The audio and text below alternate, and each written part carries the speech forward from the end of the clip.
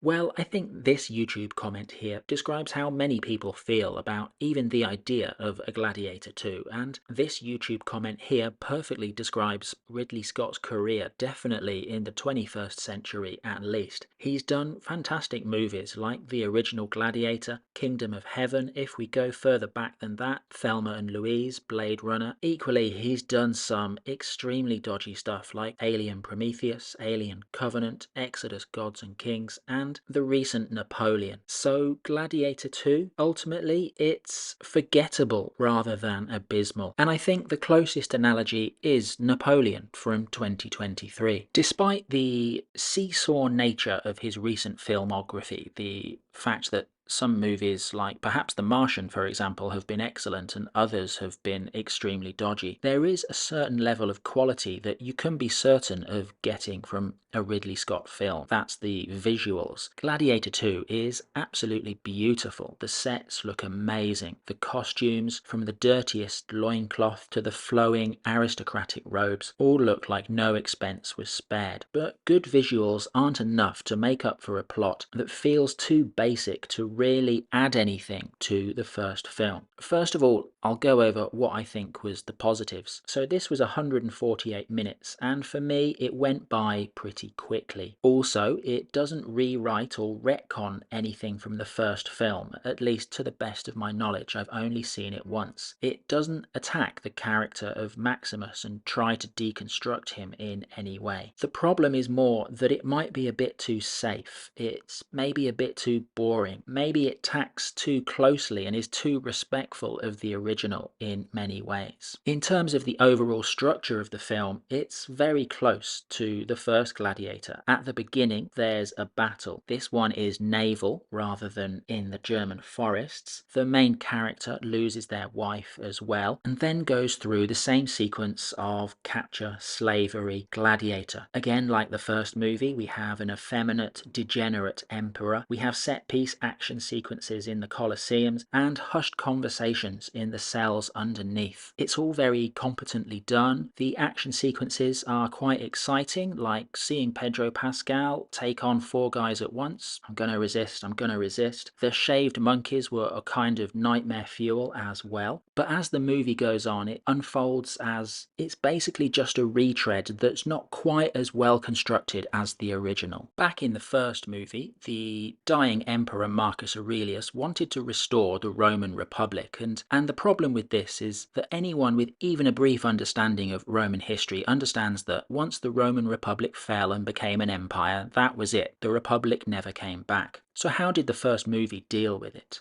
Well, although Gladiator has that political angle, overall it's a personal story. Maximus and his family, Maximus and his various relationships with the royal family. So Gladiator is, I think anyway, very much a personal story rather than a political one. But in the second movie, the main character, Lucius, has a good claim to be emperor himself, and at the end pitches to the soldiers, join him and they will rebuild the dream of Rome that Maximus and Marcus Aurelius failed to realize. In the final scene, we see Lucius in the arena of the Colosseum saying, "Mother, Father, speak to me." So after everything our protagonist in Gladiator 2 has gone through, the final scene suggests that he doesn't know what to do. And we know from real life that the Roman Republic wasn't restored. It didn't happen. So the movie suggests that our protagonist ultimately fails. And that's much less satisfying than the ending of the first movie. So while the first movie escaped the history problems, it ultimately wasn't about the political issues. The second walks straight into the political issues for me. And this is maybe why it's taken 20 years for there to be a sequel to Gladiator, because it just doesn't need it. Marcus Aurelius's dream of Rome is just the MacGuffin in the first movie. It just makes the plot happen. So overall, I guess Gladiator 2 is about as good as could have been expected. There are some great performances from the cast. Pedro Pascal was tolerable. Derek Jacobi turns up for maybe 3 or 4 scenes, something like that. Denzel Washington's character is good up until the end, where he just becomes this kind of flat psychopath, which was a bit disappointing. So while it's not awful, it doesn't really add anything. It doesn't really have a lot to recommend it. It's not something that I feel I'll ever need to rewatch. Thanks for watching.